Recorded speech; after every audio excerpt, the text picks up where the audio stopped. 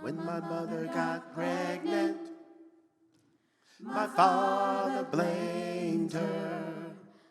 A couple months later, he left her.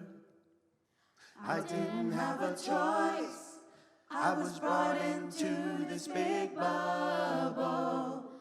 My mom already raising my sister and brother, trying to make it out of the struggle. She was feeling like God put her in trouble. She decided to seek the American dream.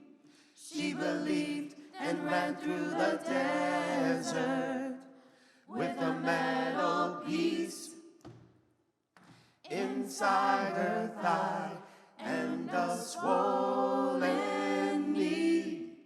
At one point she almost gave up, but the Lord picked her up with two guardian angels.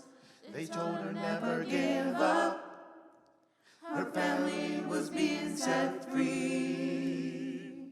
When my mother got pregnant, my father blamed her. A couple months later, he left her. I didn't have a choice. I was brought into this big bubble.